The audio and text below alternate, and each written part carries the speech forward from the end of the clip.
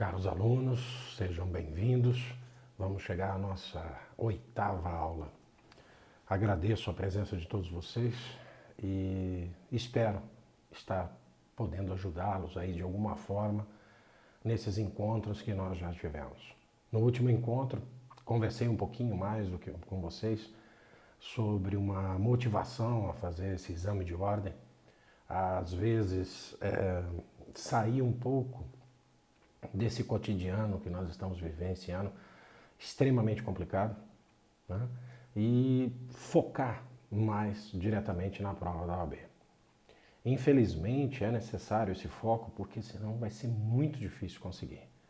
Então, senhores, que vocês consigam, apesar de todas as adversidades que estão acontecendo, apesar de todo esse conjunto de elementos mundiais e não só do Brasil, que faz com que quase todos nós aí tenhamos momentos não tão bons, né?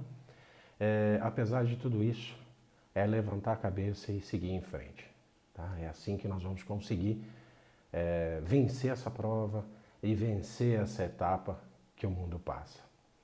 Eu acho que só através de melhorias internas que nós vamos conseguir melhorar o nosso país e melhorar esse mundo. Acho que nós temos que sair um pouco do pragmatismo que está acontecendo e pensarmos que sempre depois que as coisas ficam ruins, a tendência é que elas melhorem. Então, vamos tocar a vida.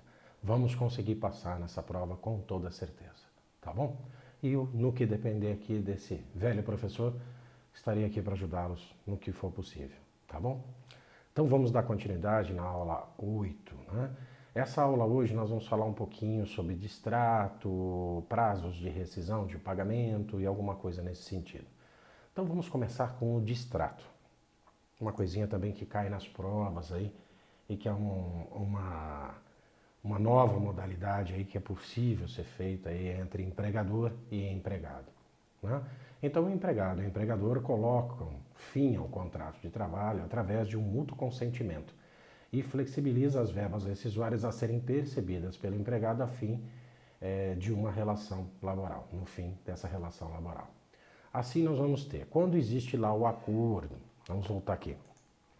Hoje é possível que o funcionário, ao invés dele pedir demissão e às vezes ele perder alguns direitos que ele teria e aí ele fica naquela de fazer alguma coisa errada dentro da empresa para ser desligado da empresa, uma demissão sem justa causa para que ele receba os direitos, isso é uma constante quase em todos os empresários. Hoje foi colocado essa situação do distrato. Ao invés dele pedir a demissão, que ele perde direitos, isso aí nós vamos falar mais tarde, tá? Os direitos de um pedido de demissão, de uma demissão sem justa causa, de uma demissão com justa causa, ok? Então, são direitos que a partir do momento que ele pede uma demissão, por exemplo, ele acaba não tendo como aviso prévio, né?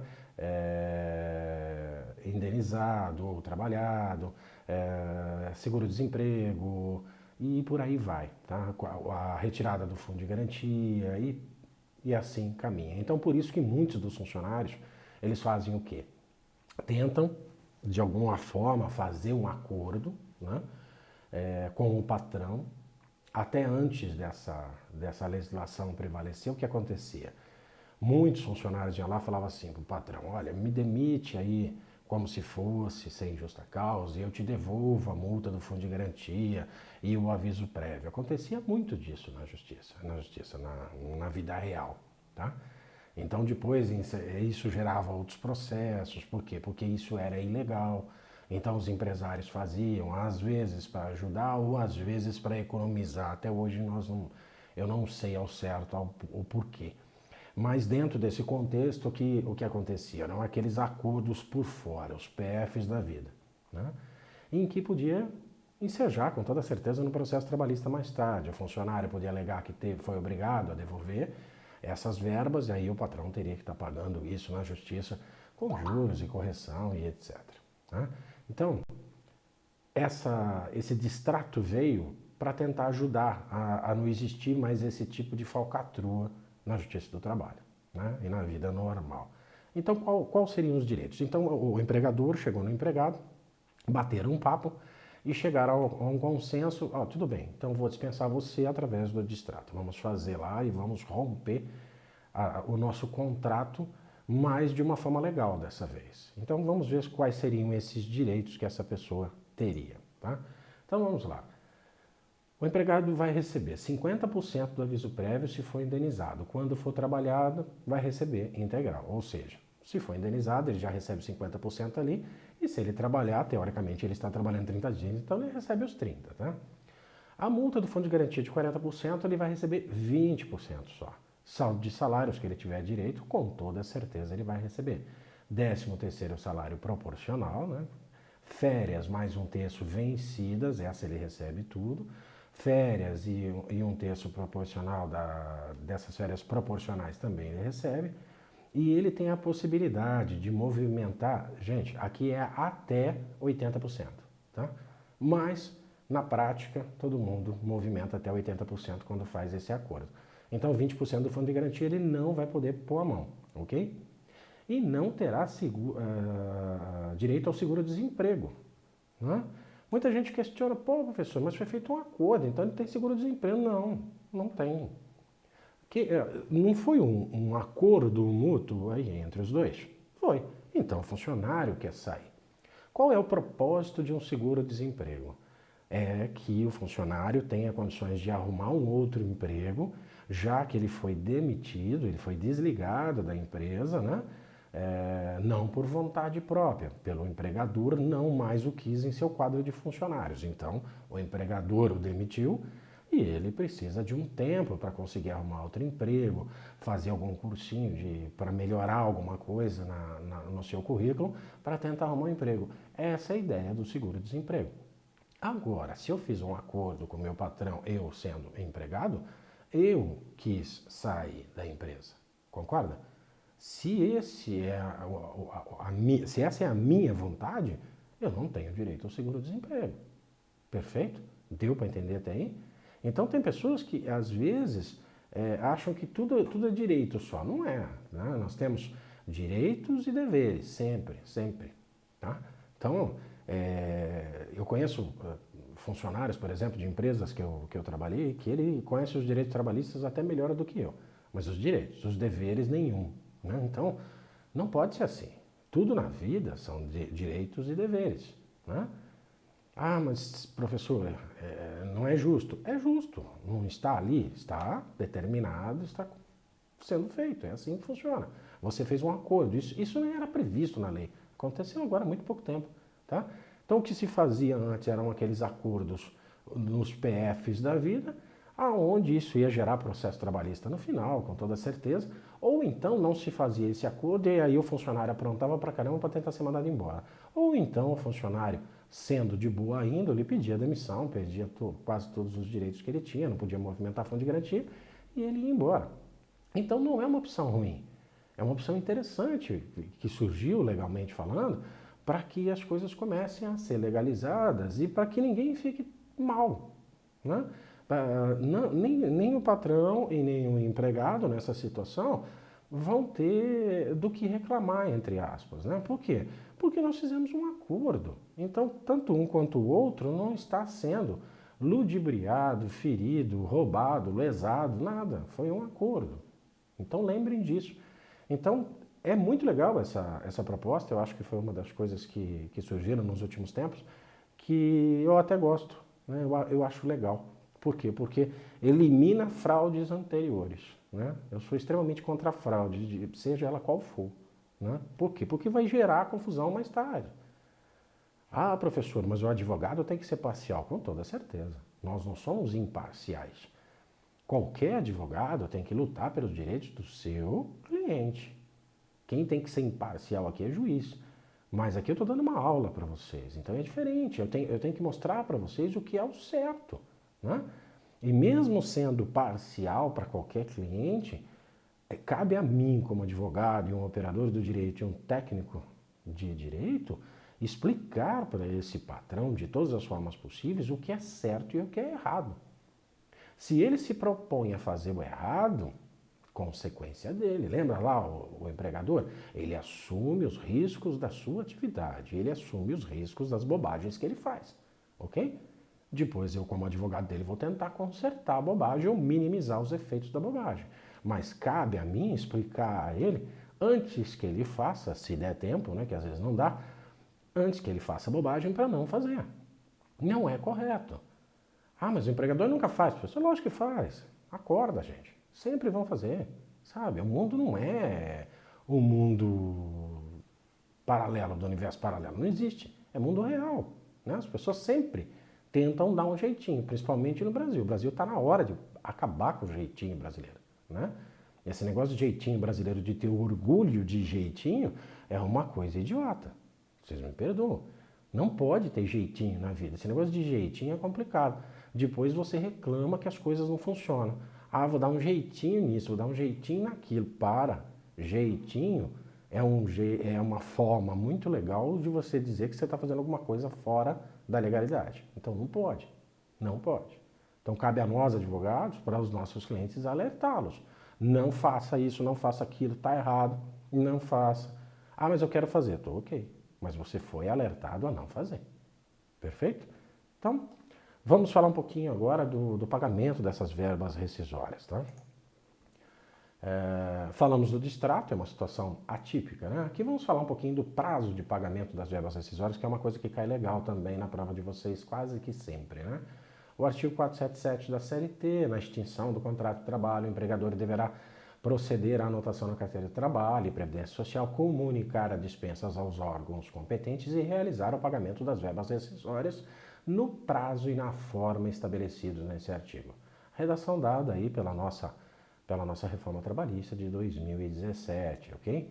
A entrega ao empregado de documentos que comprovem a comunicação da extinção do contrato aos órgãos competentes, bem como ao pagamento dos valores constantes do instrumento de rescisão de recibo de quitação, deverão ser efetuados até 10 dias contados a partir do término do contrato, ok? No caso de aviso prévio trabalhado ou indenizado, o prazo para pagamento é de 10 dias. Termo final do contrato. No caso do aviso prévio trabalhado, conta-se 10 dias no final da projeção. E não, se não pagar, será multado. Gente, vamos lá. Vamos entender. Você tem 10 dias para pagar a rescisão. Já teve aí mudança, o que era antes vamos esquecer. Hoje é 10 dias, tá? Talvez amanhã algum gênio da lâmpada mude isso novamente. Mas hoje são 10 dias. 10 dias da extinção do contrato de trabalho do cara. Ponto. Ok? Então o cara trabalhou lá o aviso prévio, extinguiu lá o aviso prévio, mas o aviso prévio dele, ele é projetado. Então significa que ele teoricamente estaria trabalhando. Paga-se lá. Muitas empresas resolvem pagar no final ali, mesmo que o aviso prévio seja projetado, ela conta 10 dias e paga mais por precaução. Mas legalmente falando, você tem 10 dias contados do encerramento do contrato. Quando é que encerra o contrato do cara? No seu último dia de aviso prévio, ok?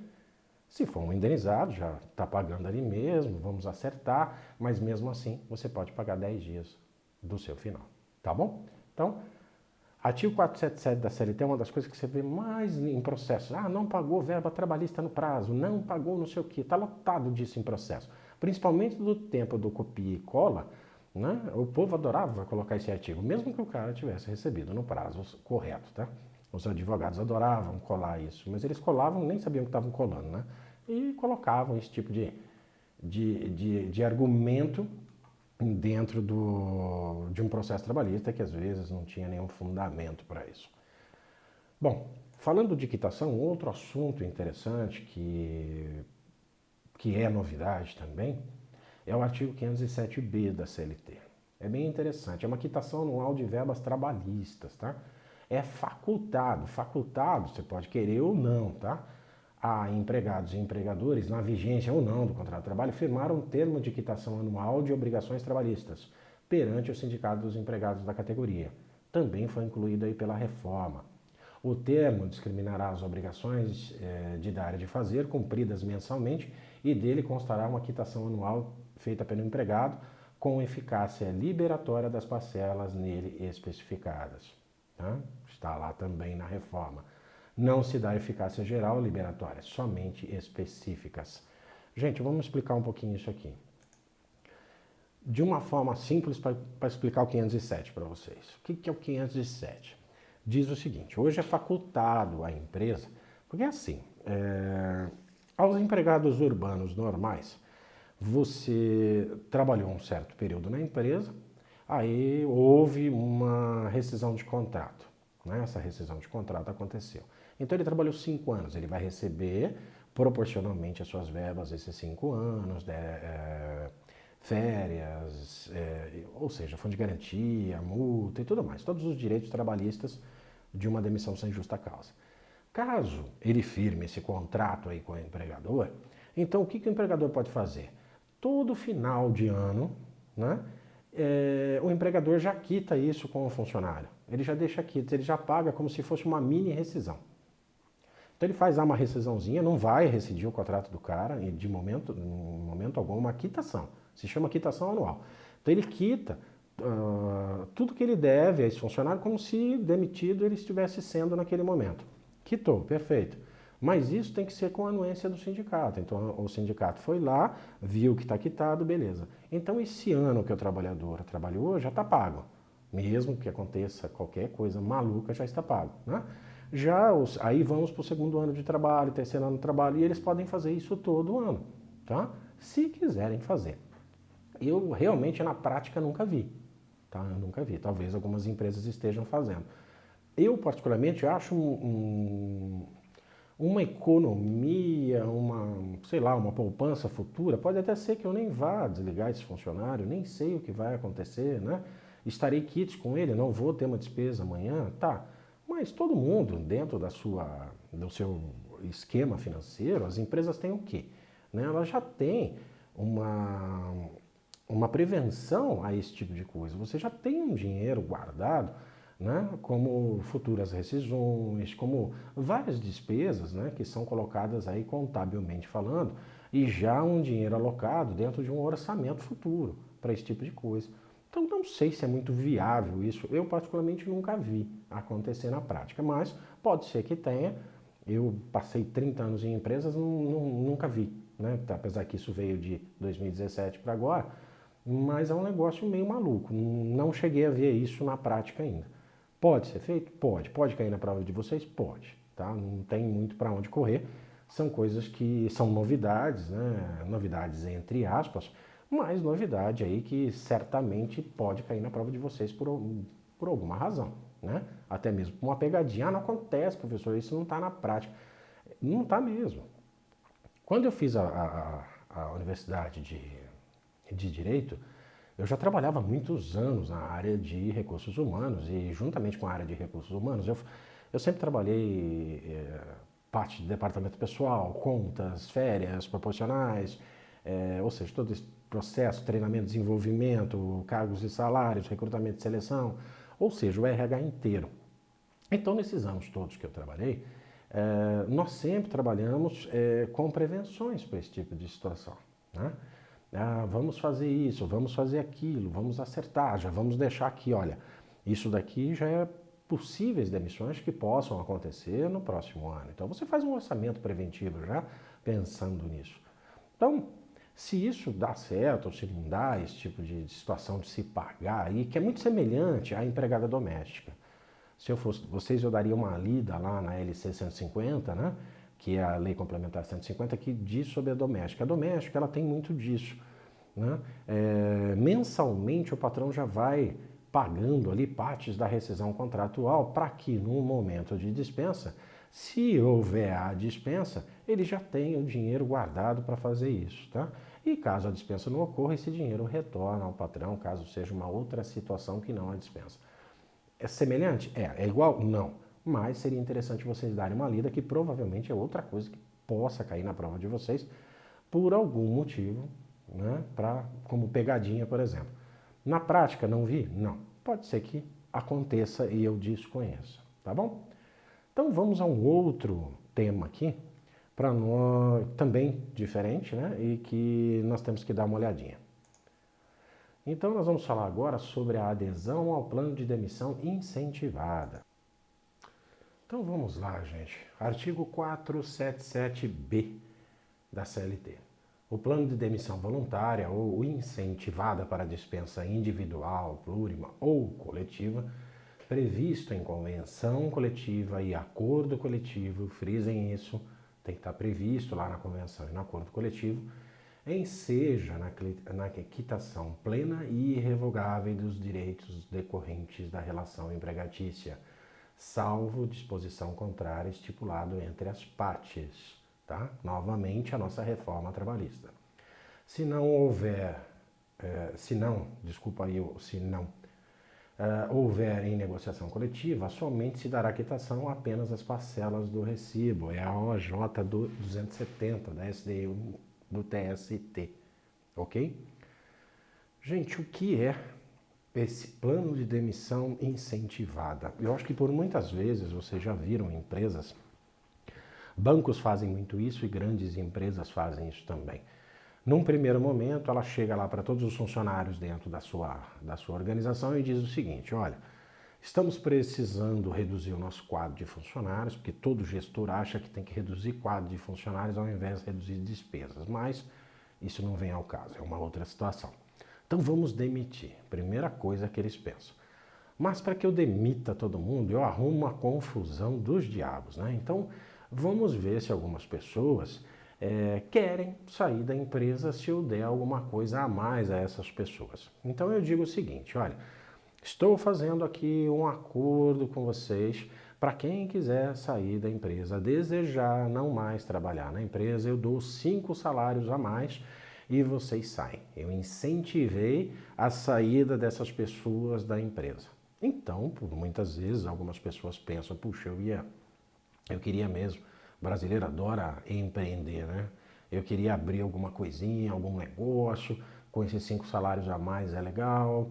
Perfeito, então está previsto lá na sua convenção e no acordo coletivo, que é importante? Tá, então vamos topar isso. E foi lá e topou. Então, você topou isso, recebeu suas verbas rescisórias ali, tudo bonitinho, né? E mais essa compensação e puxa vida, legal. Acabou, vamos embora, tá? Isso deu plena e irrevogável quitação dos decorrentes dessa relação empregatícia, diz aí a lei. Na prática, se você aderir a um plano desse, a hora que você receber sua rescisão, por exemplo, e você realmente não concordou com alguma coisa que está na rescisão, até mesmo por não ser homologada hoje em dia em sindicato, que a própria reforma tirou essa homologação, então você faz uma ressalva atrás da rescisão e recebe. Então tudo que você recebeu está quitado, mas aquela ressalva você vai poder discutir, tá? Ah, mas não está na lei, professor? Tá, mas e aí? E se a empresa está te pagando 5 salários a mais, mas está te lesando em alguma coisa que você não concorda nessa rescisão contratual? Se você não assinar, você não participou do plano, então vai embora. O que você pode é ressalvar atrás da rescisão. Olha, eu não estou concordando com as férias vencidas, porque realmente eu teria mais direitos e nós podemos discutir sobre. Ou então falar isso à pessoa no momento ali do seu acordo para que ela revise a sua rescisão contratual. Mas, pela lei, é como se fosse uma quitação geral. Você não briga mais, você não vai brigar mais com ninguém, tá bom? Então, é por aí.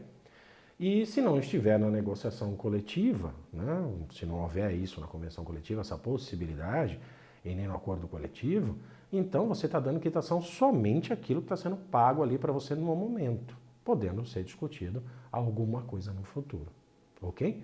Então, plano de demissão incentivada é isso. Já deram 1 milhão de nomes a isso, desde que eu me conheço por gente, que isso sempre existiu. Então, as pessoas sempre fizeram. Às vezes com aval do sindicato, às vezes não, às vezes eles faziam por eles mesmos, mas chegavam numa homologação, explicava-se aí ao conferente ali, que era a pessoa que fazia a conferência dos seus cálculos, né, do sindicato da categoria, e essa parte do sindicato, às vezes ressalvava alguma coisa na rescisão contratual e depois para um possível pagamento futuro ou para para um processo futuro, alguma coisa nesse sentido. Mas se ressalvado estiver, com toda certeza você vai conseguir dar uma brigada aí no futuro, tá bom? Mas plano de demissão incentivada nada mais é do que isso, tá bom? Então vamos. Senhores, vamos fazer assim. Já falamos de alguns temas que recorrentes aí para a prova da OAB e vamos entrar hoje, possivelmente eu não vou conseguir acabar porque é um tema bem grande, mas eu vou tentar adiantar o máximo possível a equiparação salarial. Tá aí um outro tema que é recorrente nas provas da OAB, tá? A equiparação salarial ela é sempre solicitada na Justiça do Trabalho, que usando um outro funcionário amigo seu lá que faz a mesma função e você quer e recebe mais que você, e aí você quer que recebeu o mesmo que ele e não foi pago a você. Então vamos começar a entender essa equiparação salarial para que entendamos também como é que vai cair na prova e realmente é o que a justiça determina hoje para ser feito, tá bom? Então vamos começar. Equiparação salarial, 461 da CLT, tá? Paragonado, né, e paradigma. Então, esse primeiro é o funcionário que quer o salário do segundo, o paradigma, né? O paradigma é o exemplo dele para solicitar um salário igual a desse cara que se chama-se paradigma. Requisitos legais para a equiparação salarial: o trabalho exercido pelo empregado requerente, né? E o paradigma deve ser de igual produtividade e valor no exercício da mesma função e prestados no mesmo estabelecimento e ao mesmo empregador. Olha, prestem atenção. O trabalho exercido por esse cara que está pedindo salário igual ao do outro, eles têm que ter trabalhados ali, eles têm que ter a mesma produtividade. Olha que interessante. E as empresas têm como medir isso. E valor. No exercício da mesma função, eles têm que ter a mesma função e prestados esse serviço ao mesmo estabelecimento e ao mesmo empregador. A equiparação salarial é fruto de uma diferença salarial, ok? Na mesma função independe do nome do cargo. Mesmo estabelecimento é mesmo lugar físico, mesma cidade, mesmo local. Vocês conseguiram entender isso, gente? Não adianta eu querer...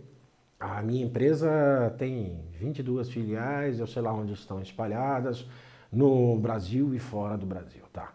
Então eu vou querer o meu salário igual ao do paradigma, igual, sei lá, igual ao do Zé, só que o Zé não trabalha no mesmo lugar que eu, né? Não está no mesmo estabelecimento, na mesma cidade, no mesmo... Não dá. Então, para que você possa requerer isso na justiça, ou requerer isso junto ao seu patrão, que depois que você requerer você vai ser mandado embora, né? Mas, provavelmente na justiça, você vai pedir isso de alguma forma, o 461 estabelece, ele tem que ser no mesmo local.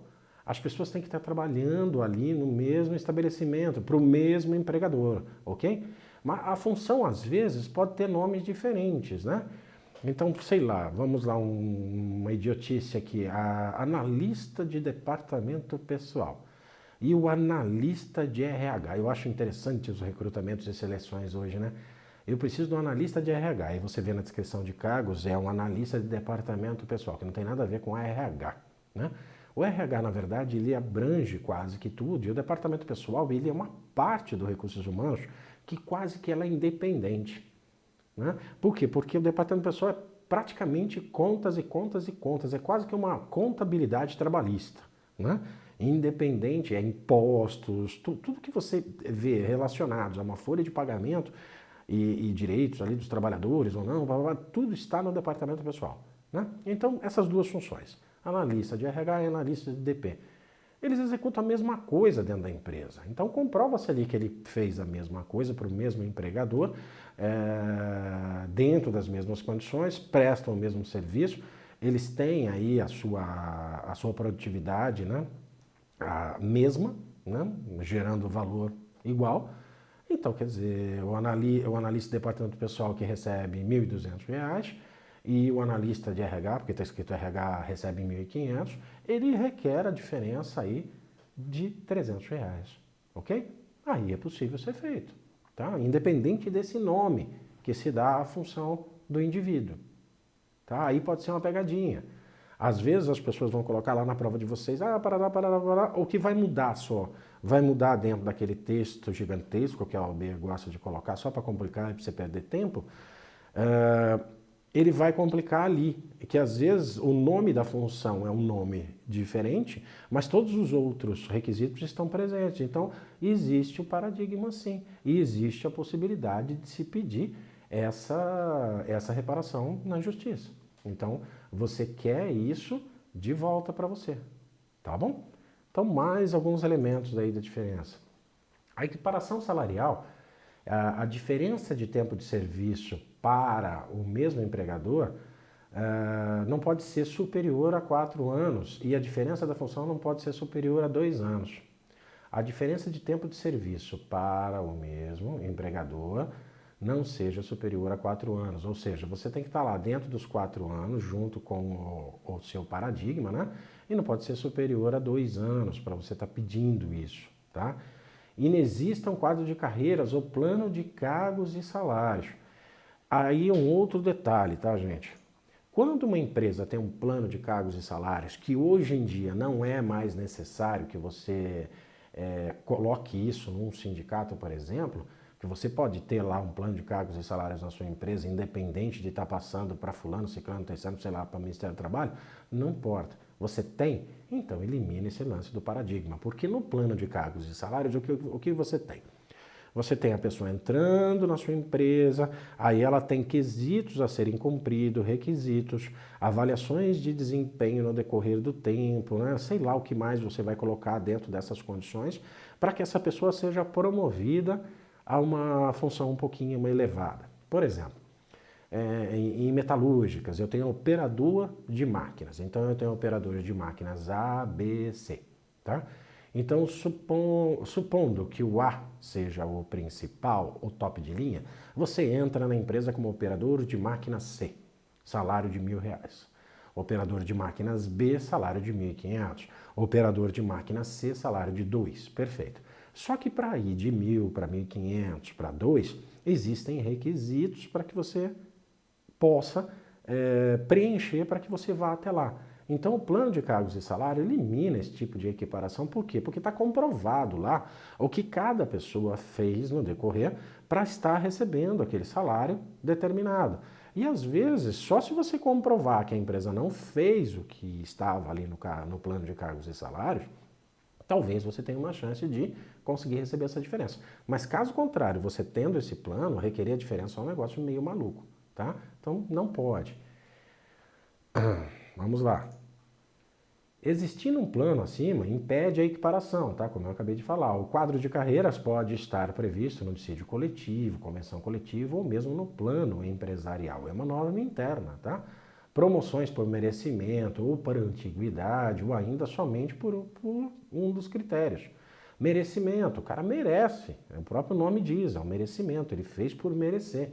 Antiguidade, às vezes as empresas colocam lá, num determinado momento, que depois de alguns anos você trabalhando na função, você é promovido. Ou ainda somente por um dos critérios, pode ser ou por merecimento ou por antiguidade. Tá? O que acontece muito nas empresas hoje, isso é só um comentário aqui, é que essas promoções por antiguidade, às vezes você coloca funcionários despreparados em funções de liderança. Por quê? Porque o cara está lá há 20 anos na empresa, né? Ele começou lá como auxiliar do carimbador interino. Né? E ele foi indo, ano a ano, foi subindo de função. Chega uma hora em que esse funcionário ele vai para um cargo de liderança e ele não está preparado para isso. Por quê? Porque não foi um merecimento, foi por tempo de atividade. Então as empresas hoje estão mudando muito isso, estão colocando merecimento, tempo, fazendo outras coisas. Mas anos atrás as pessoas faziam esse projeto, né, baseado no tempo de atividade. Então, por mais que a pessoa conhecesse a atividade, conhecesse o local, conhecesse os funcionários, conhecesse tudo, ela não tinha um preparo para a liderança. Muitos líderes me procuram, às vezes, para que eu faça um desenvolvimento deles dentro da liderança, uma espécie de coaching, né? Para que eles entendam o que é liderar. Né? Mas por quê? Porque eles não estão preparados para isso. E eu digo para vocês de todo coração, liderança é um negócio complicado pra caramba. Todo mundo quer ser líder, mas a hora que vira líder, aí o cara me liga aqui e fala, ô professor, me dá uma força, vamos lá, eu compro um curso do senhor, o senhor faz aí alguma coisa para me ajudar. Por quê? Porque ser líder você não ganha tanto assim a mais, e quando você passa a liderança, a responsabilidade é tua, meu irmão, não tem para onde correr, né?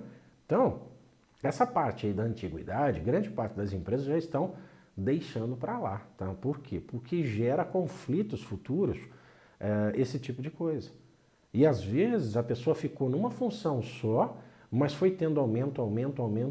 Como multinacionais, eu não vou citar o nome aqui, mas outro dia um funcionário, um ex-funcionário de uma multinacional de grande porte aqui no nosso país, ele me procurou porque ele falou, olha, eu tenho um currículo aqui, não estou conseguindo entrar no mercado de trabalho, o senhor poderia me ajudar? Eu falei, posso, sem problema. Aí eu olhei o currículo dele, ele passou 22 anos na mesma empresa, né?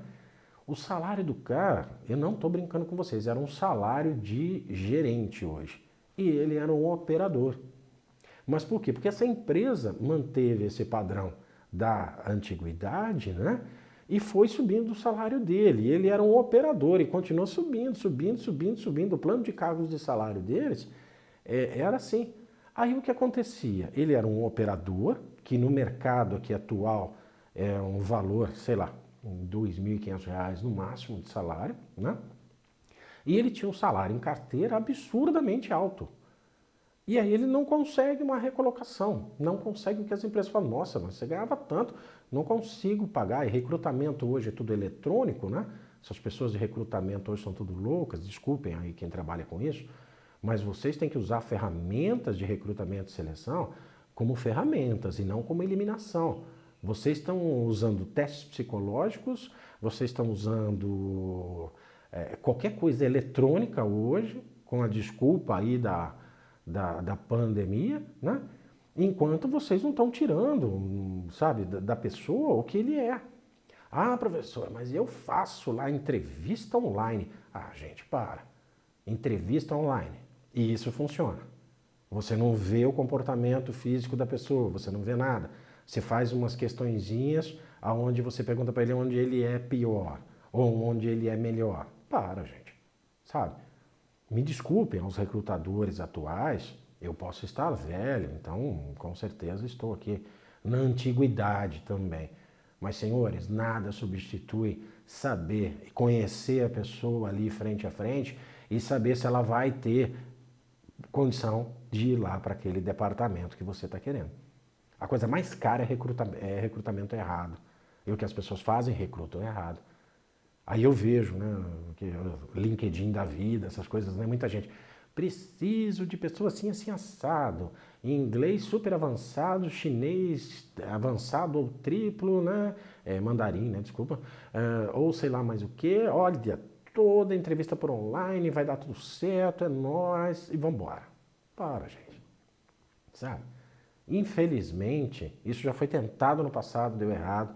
Tô vendo dar errado de novo. Às vezes vocês estão perdendo pessoas fantásticas porque vocês estão simplesmente trabalhando em cima de ferramentas. Ah, você precisa saber ferramenta, professor. Tá, tudo bem. É uma ferramenta. A decisão disso é sua, que é recrutador. Você tem o sentimento da pessoa. As coisas estão ficando muito online para tudo, né? Para tudo. Precisa ser mais pessoal. Né? É um mundo com tanta informação, mas ninguém usa essa informação para nada. Ou usa errado. Então, pelo amor de Deus, recrutadores, estou aqui para ensinar o Pai Nosso para o vigário, não, tá? Mas faça uma coisa pessoal. Ah, mas eu tenho medo de pegar o vírus, professor. Se tiver que pegar o vírus, vai pegar de qualquer jeito, meu filho. Você não está vacinado ou não está vacinado? Não sei. Mas faça, leva a pessoa para conversar.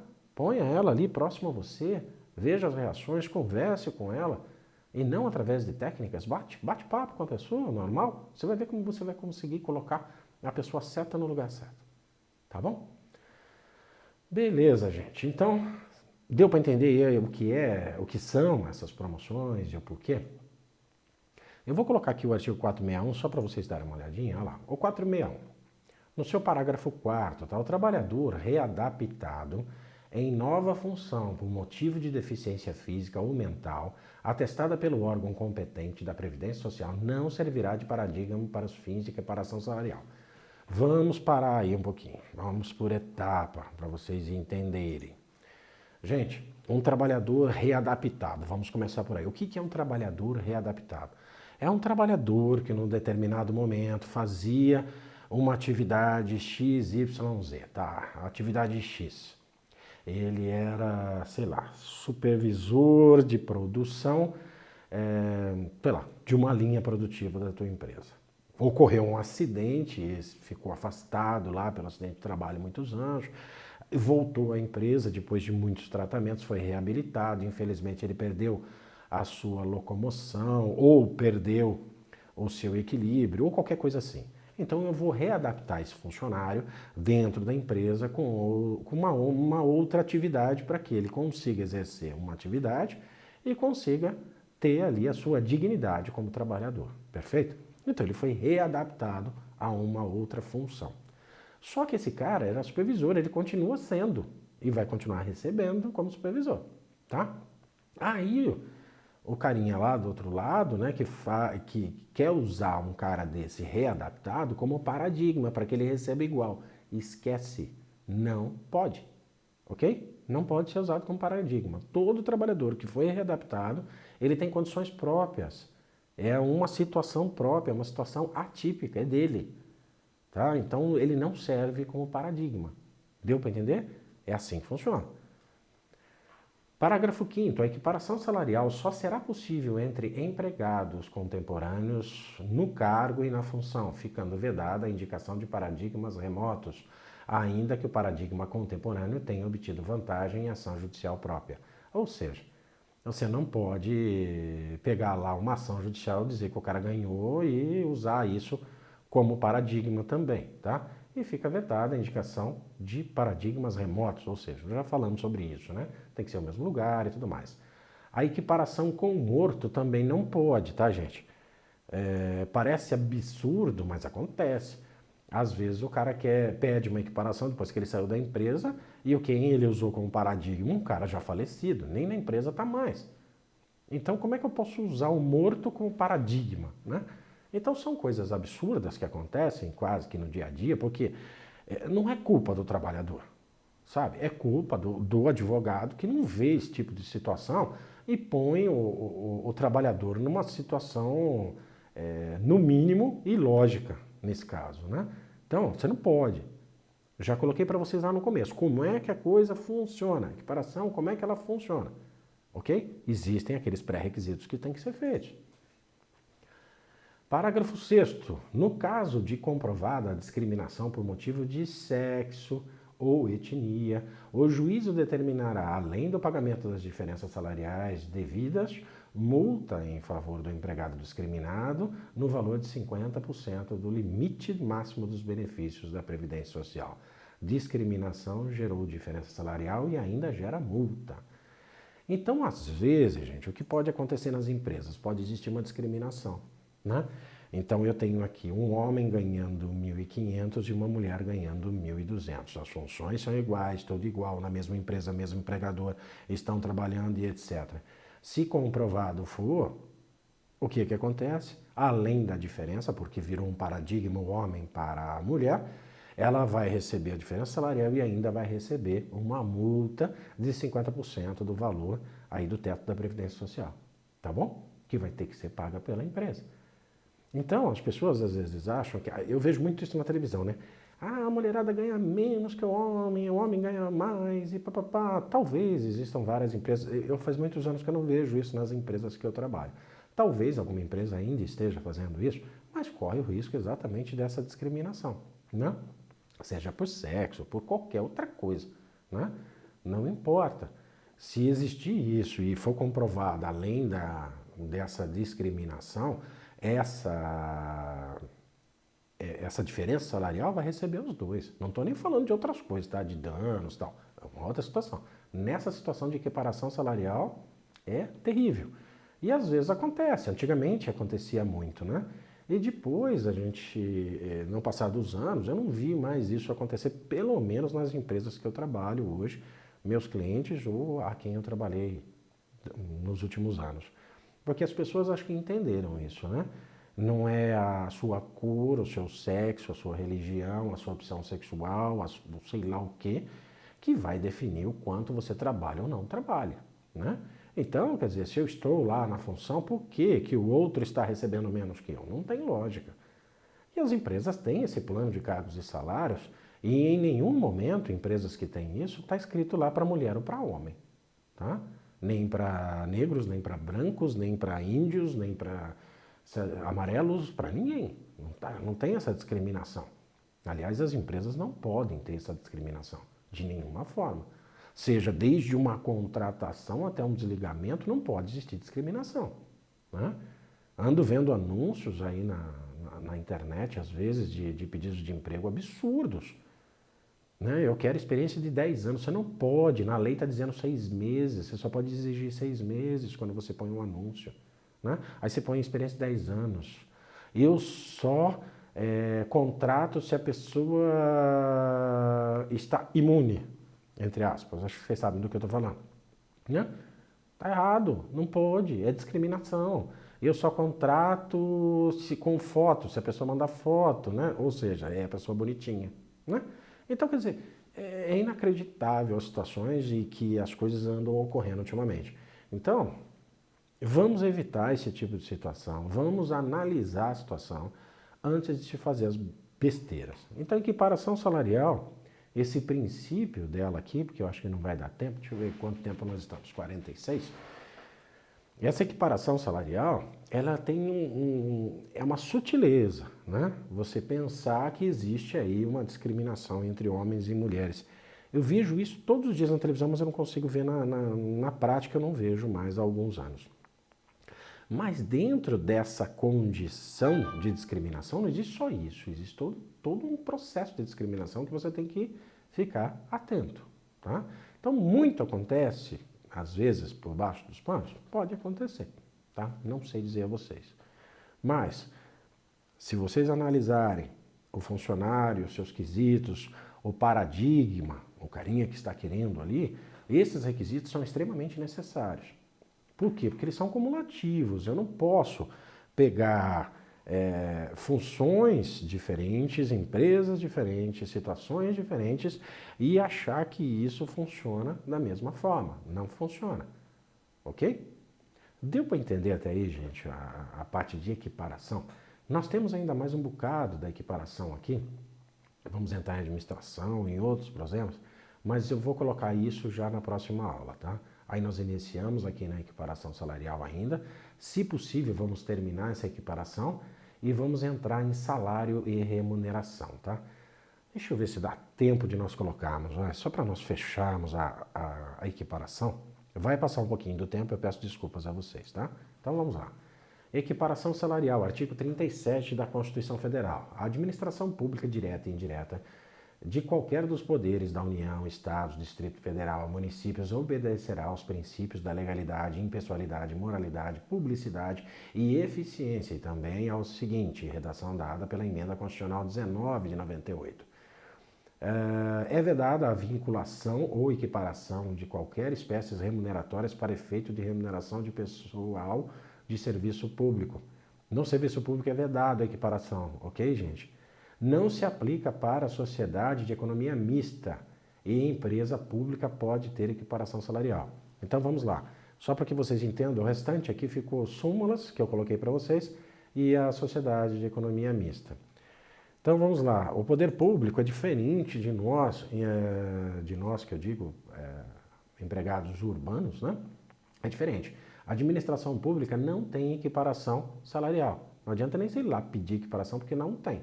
Eles têm uma legislação própria, eles têm um sistema próprio, eles não são seletistas, é diferente, então não tem isso. Eles trabalham sob o regime da Constituição e a Constituição não permite equiparação. Agora, a sociedade de economia mista e empresa pública, ela é uma mistura aí das coisas e passa a ser um processo seletista. Aí tem equiparação. Deu para entender a diferença sutil? Então, se na prova de vocês vão falar assim, administração pública, ou indireta, ou sei lá o que, o cara está pedindo equiparação salarial. Você já sabe que não. ok? Mas se dentro dessa questão ou de uma outra for uma empresa de economia mista, por exemplo, tem equiparação. Então pode ser pedido, pode ser feito o processo, pode ser indenizado, pode seguir aí os termos normais, né? Então você tem aí as súmulas, né? A súmula 455 do TST, você tem a equiparação salarial de sociedade mista e as possibilidades, né? Constituição de 88, no seu artigo 37, inciso 13, Constituição de 88, artigo 173, CLT o 461. Deem uma lida nessas súmulas e nesses artigos. Já a sociedade de economia mista não se aplica a vedação à equiparação salarial também, está na Constituição de 88, no artigo 37, inciso 13, e admite sobre o regime de CLT, a equipara-se ao empregador privado. Lembra que eu falei? Eles são seletistas, então são comparados ao empregado privado, conforme disposto na Constituição de 88, seu artigo 173, parágrafo 1º, inciso 2º. Perfeito? Então leiam esses artigos. Eu já disse a vocês, se vocês precisarem do material, me peçam, tá?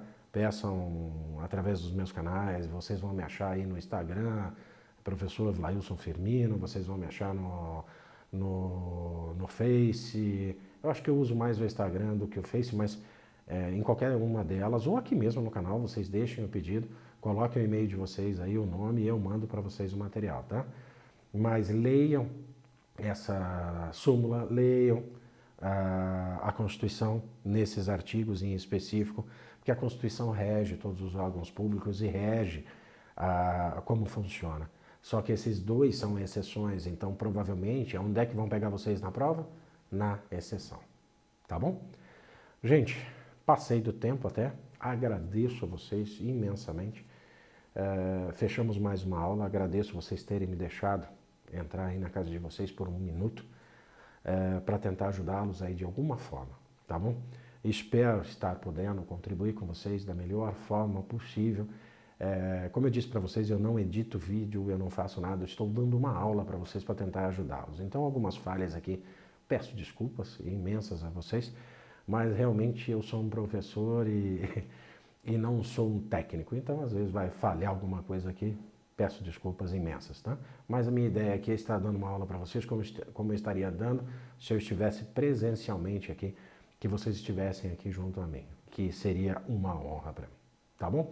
Meu muito obrigado e até a próxima. Um abraço.